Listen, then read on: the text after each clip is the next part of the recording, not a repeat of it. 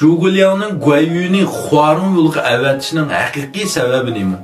Endi shuning bilan bu yerda Zhuguliang Huarong yo'li voqeasini bu o'yinni planlab chiqdi. Bu yerda o'ylaydi-da, "Navad Guayu sen berib Saosoni o'ltiribsan. Sen endi burunqi Guayu bulanmaysan.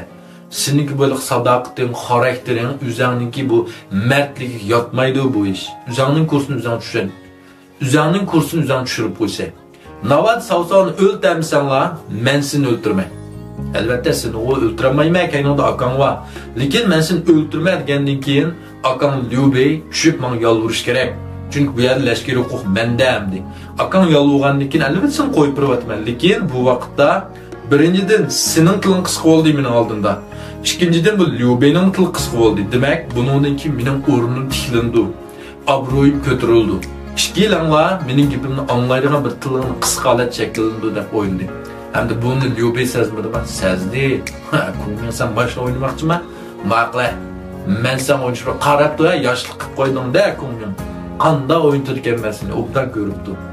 Zhuguliangning o'ylagandek bu yerda Guayu Saosoni qo'yib beryapti Huarong yo'lda. Qo'yib beryotgandan keyin bu yerda gunoh intilgan keyin shu zamatlar bu ko'nglim chiqib qolsinlar deb buyurdi.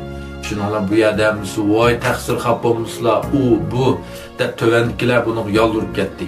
Lekin qarsak, amaldorlar azalda bunda qalqiliq vaqtda o'zidan amal tövellarga azalda yuz vermaydi. Shunami? Bu pastliklar ming yolvursin beka. Bu kim yuz berdi? Albatta o'zining ustidagi o'zin amal cho'nglarga. Ko'ngil o'yladi, "Hey, Liu Bei chiqa ishlik yolvura. Sen yolvursanlar men qo'yib beryapman buni" deb o'yladi.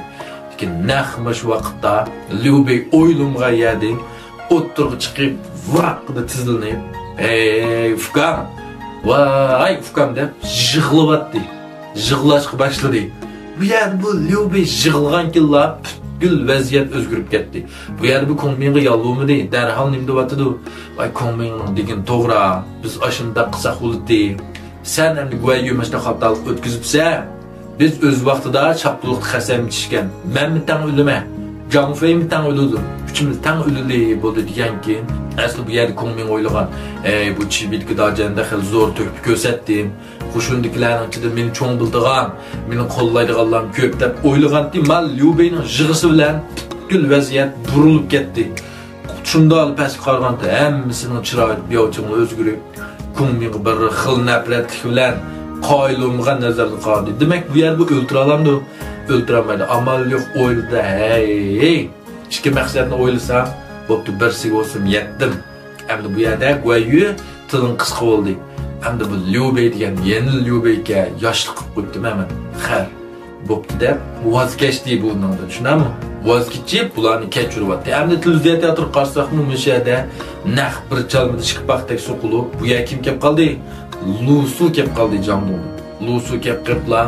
Bu o'yinni ko'rib, "Hey" deb bu amal yo'q, o'yinga moslashibdi. Endi shuninglar bu yerda Lusu buni uqmamda uqdi, berib belq joyiga deydi-ku. Men uqdim ularning o'yin qo'yganini his qildim.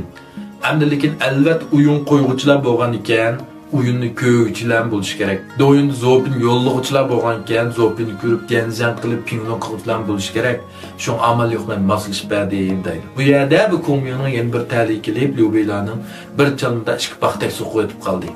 Hem şu bu yerdeki ko'ngilning Guayu'ni Huarong yo'liga avatishdagi ariq ko'rinish ikkinchi maqsad dal mana shu.